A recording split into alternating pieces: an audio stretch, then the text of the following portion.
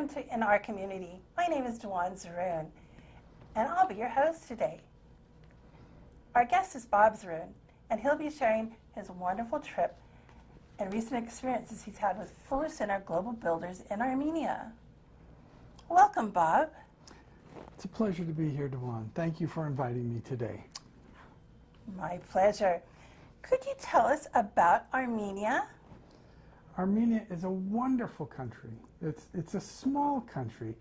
If you were to superimpose it over California, it would fit very nicely inside California because it's 14 times smaller than California. It has a population of a little over 3 million versus California's 37 million. So although it's not very accessible, it's a wonderful, compact country filled with wonderful things to see. Oh, that sounds very interesting. It is. I did hear once it was the first Christian country in the world. It was. Oh. Christianity was established in 301 AD, and they decided that Christianity would be a better religion than paganism. Because they had originally been a pagan country. And in fact, you can still go to a pagan temple in Armenia. There's still one there in Garni. Wow, that sounds fascinating. Mm-hmm. Now, I understand that this year you visited an undeclared or a UN unrecognized country. Can you tell us more about that? Right. We were in the area of Artsakh, which is owned currently by Azerbaijan. It is if you look on Google Maps, Artsakh is not listed because, as you said, it's an undeclared country. Oh. They're waiting for the UN to recognize it, and although it's 96% Armenian, it is owned by the Azerbaijans. The country would like to be recognized and like to be part of Armenia, but until they are recognized by the UN, they can't be. It's a wonderful country to visit, and we had a great time while we were there. That sounds absolutely interesting. Yeah. That sounds like a very wondrous place to visit. Armenia sounds beautiful, too. Can you tell me more about the Fuller Center Global Builders and about the mission they have in Armenia? Sure. Fuller Center was started by Millard Fuller, and he had helped start Habitat for Humanity. And when he had done that, Habitat was more domestic. He eventually decided that we needed to have something more international, more global. So he went and started the Fuller Center, which reaches 127 countries. Wow. And they build houses, they give zero interest loans to homeowners, and then they send in teams to help work on the houses. Fascinating. So they're all over the world. Well, in 127 countries. And where are they based? They're based in Augusta, Georgia. Well, is that Americus, Georgia? Americus, Georgia. And such a small place for such a big, interesting nonprofit. It is. It is. I see you brought a shirt today. You want to show us your shirt? I did. This is a shirt that volunteers can get, and as you can see, it says Fuller Center for Housing, and this one is for Armenia. On the back, I can't read Armenian, but it is translated down below. And this is, once again, a shirt that they hand out to the workers, and we use these as advertising and conversation starters. They work very well. So when you're walking through the streets of Armenia, people can ask what you're doing there. Oh, not just Armenia. I get people asking even here in the United States. That's a great idea. What's a typical trip with Fuller Center in Armenia like? I mean, is it hard work? Could I do it? I mean, can you explain what the work is like? Absolutely. The trips are typically 2 weeks long, and you pay for the trip. you're also asked to bring a few tools, nothing major. And you go to Armenia, and then they have different places that the team leader has made a decision where they want to work. And we go in and have work days. We usually use a team. I've seen them as small as 5 and as big as 15. And the team goes in. You don't need any previous construction skills or contracting skills. You just need to be able to hand a bucket from one place to the other. We use a lot of cement bucket lines. We do sanding. We do painting. Things that are that just about anybody of any age can do. We've had young people as young as 15 and as old as 82. 82? Yes, we have a gentleman now that works harder than anybody else, and he's 82 years old. Oh, wow. Now, so anybody could do this, and they have work for any skill level, and it's just if I could pass a bucket or help in the kitchen or paint a room. That's pretty much it. We like to say that, you know, you can, if you're a body, you can help. And the thing is, for these people, if you have 15 people come in, you do 15 times the work that these people are doing by themselves. The last house we were at, the gentleman did all by himself, and so he really appreciated the fact that we came in and poured all the floors. Poured with cement? We put in rock, then we poured in dirt, and on top of that we put in cement. So we covered those floors 3 times. That's a lot of buckets. It is a lot of buckets. But many hands, I've heard, make light work. That's very true. Now, do they pick you up at the airport and put you up in a hotel and feed you? The price that you pay does not include your airfare. You need to find your own airfare. But it does include all your meals and your hotel stay. The hotel we stayed at supplied a breakfast for us every day. Meals were usually at the work site, and we did those. Food was brought in, and they helped at the site. They helped prepare it and get it ready, and we had volunteers do that as well. And then dinner, they took us out to dinner to various restaurants around the capital city of Yerevan. Oh, so this is all over Armenia, but you stayed in Yerevan. This particular trip we stayed in Yerevan. There are housing projects up north as far as the Lori region and further down south. So it's really who you go with and where you want to work. You check the teams and find out where they're going, and you can sign up. If there's a particular place you want to visit, there's a way to do that. Well, it really sounds like this Yerevan is an interesting place. Very modern, is it? It is very modern, although it is celebrating 2,008-year-old anniversary this year. 2,800-year-old anniversary? 2,008 years old. 800-year-old anniversary. Okay. Wow.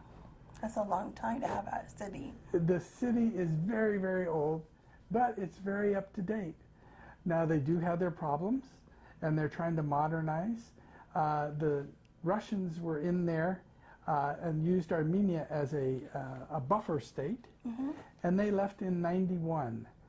And when they left, they took everything. They shut the factories down, they cut off the natural gas, they cut off the oil. So Armenia has tried to be an independent country and trying to improve themselves since 1991.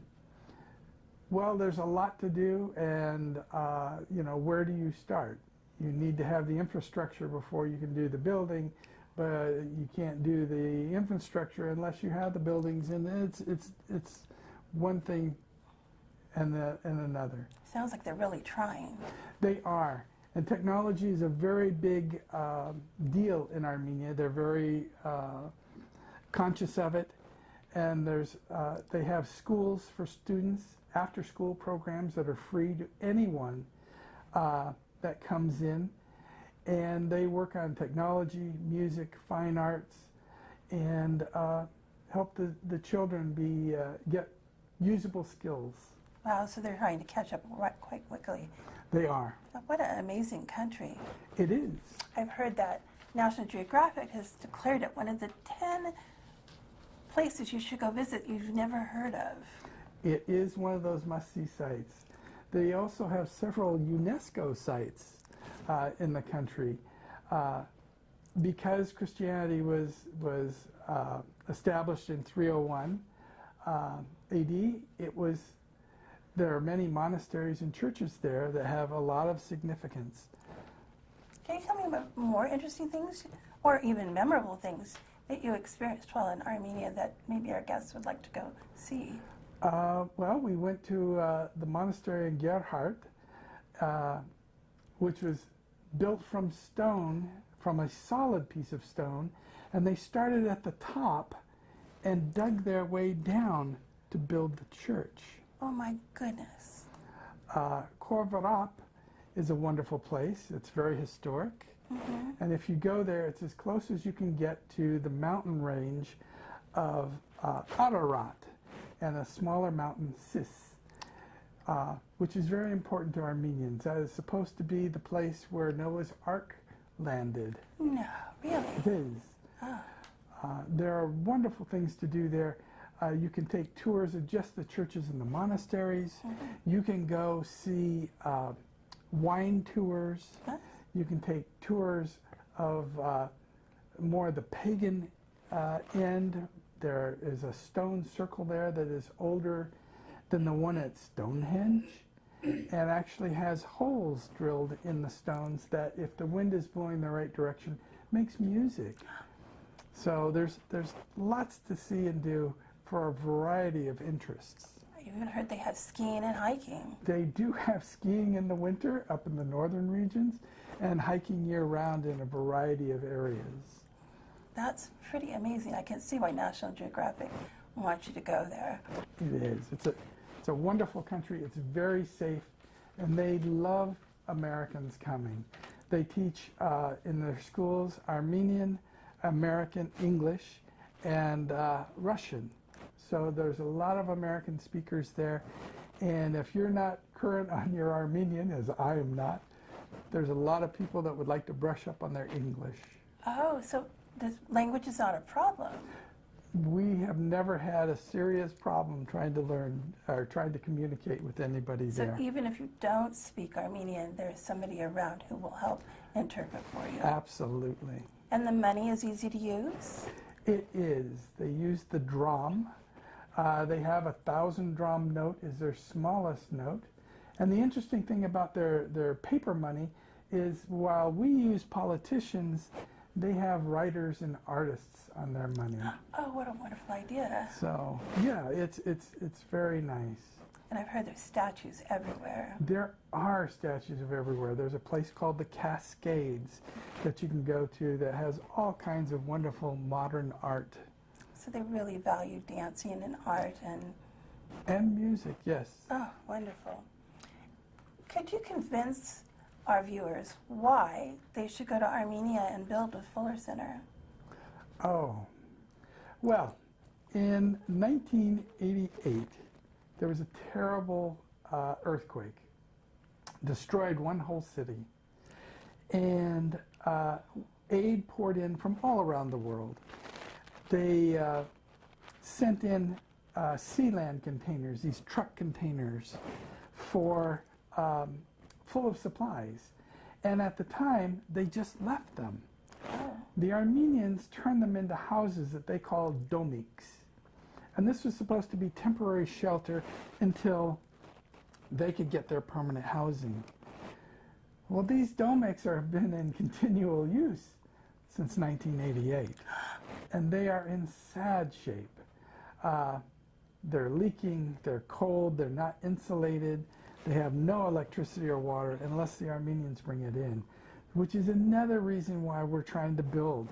We're working on houses that Armenians may have partially built and couldn't finish, or people that are living in domiks and desperately need something more. These are multi-generational families? Absolutely. I worked on one house where there were 11 people living in a domek, and not much room. The 11-year-old had never lived in a house. Had visited people that had houses, but had never been in a house of their own. But now she has one. She has. How wondrous. I bet she was so much fun to talk to. She was. She's a wonderful little girl. Oh, wow. That's amazing. What draws you to Armenia? Why do you go back? I think, I don't know if you've mentioned, you've been 3 or 4 times, haven't you? I have been 4 times. My 2 sisters and I went in 2015. Mm-hmm. It was the 100th anniversary of the Armenian genocide that started in 1915. This is where the Turks decided they were going to try to eliminate the Armenians. And in the 100th year, my 2 sisters and I decided we were going to come and do something to kind of give back. I'm half Armenian, and I felt a connection there. We went, we helped build, and it was a good feeling. And so I've gone back every year since when I could. I missed 1 year because I had cancer, but I'm much better now, and so I went back this year. And actually this year I took one of my sisters back again, and we went and helped build another house. And it's a wonderful feeling. These people sit there and work alongside you. They don't just stand there and watch you do the work. It's sweat equity. Oh, so they have to help, and they have to show an effort. They help. Their neighbors come help. Everybody's very supportive. That's wonderful. Because if you can lift up one, you can lift up everybody. Oh, so everybody's helping. You figure they get help, somebody else will get help. Absolutely. Wow, that sounds really inspiring. Besides being a beautiful country, then you're helping somebody live a better life. We are. I bet you come back feeling very spoiled. I do. My daughter has been. She actually went before I did. Ah. And one of the things that she had said when she came back was, I didn't realize what poor was. Yes, we have a problem with homeless in our communities. Yes, there's a lot of destitution here, but when you go to a place like Armenia and you find out what homelessness is and want and need is, it gives you a different feeling about it. How has it changed your idea of travel? Well, I used to like to go traveling just for recreation. I've been to different parts of the world, and I used to do it just to go and relax. Now, when I go, I feel I want to do something to give back to the area I'm at. I still love traveling, and I would still go if I could, but if I have a choice of going to Armenia and helping somebody build a house, or just touring, say, the British Isles or UK and just visiting just to visit, this way I feel I'm giving something back to the people. So that's really interesting that you feel this connection to where you're traveling. I do. So when I go with Fuller, do they also tour you around and show you different places? Yes, we don't go there and start working the very first day until we leave. We do intersperse the days. You'll work for 2 days and take a day off. Oh. And during those times, you get to visit different things. We got to visit the statue of Mother Armenia, which is at Victory Park. Yeah. And we visited Korvarap, that I mentioned earlier. Different monasteries. Wow, that sounds really interesting. So they don't work you to death. You work a little bit, you play a little bit, you work a little bit. Absolutely. And I did hear the hotel has a pool. It did, and a workout room. How relaxing that was. So is Fuller Center based in Emeritus, Georgia? What other things does it have going on in the U.S.? They're actually working in the U.S., although they had originally started out being a more global. When hurricanes came through, like Hurricane Katrina, originally that's what got them started working domestically and helping our own people rebuild houses because of natural disasters. So they've worked around the U.S., Indian reservations. They've worked on places where hurricanes and tornadoes have gone through. I did hear that. I think that they're working where those tornadoes in Alabama were this last spring. That's true. And they've That's very already true. built several houses to help those people. Built and rebuilt. Oh, that's amazing. Don't they have a bike ride that goes across the U.S. too? They do. Actually, my son and daughter-in-law participated in a bike-a-thon that went from the East Coast to the West Coast. It took them 3 months, and they would ride for a day or two and then stop for a day or two and work on houses, that prearranged places. And they'd worked in different communities and different housing projects. They didn't stay in hotels. They stayed in community centers and schools. They stayed in churches, in basements, in school gymnasiums. Talk about getting to know America. Yes, yes. That must have been quite the experience. It was. So how can our viewers in our community help Fuller Center? And one is volunteer, right? Absolutely. They can volunteer, and that's the real hands-on thing. If you don't feel that at this point in time you could travel, you can always raise funds, jogathons, marathons, GoFundMe pages. You can also fundraise, commercially. So there are all kinds of things you can do. You can also raise awareness, much like this program, going on and talking, or going to community meetings and talking there. Yeah, I find everybody knows Habitat for Humanity, but nobody's heard of Fuller Center.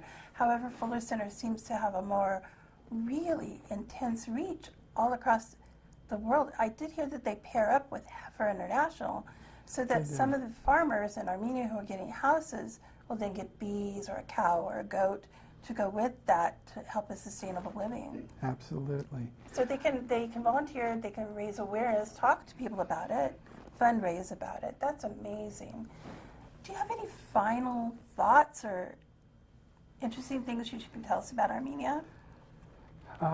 As I said, I've done some traveling, not a lot, but I have been traveling around the world. And one of the things I had noticed in Armenia is one Sunday we were walking down an alley, my two sisters and I, and a gentleman was in his backyard watering the lawn.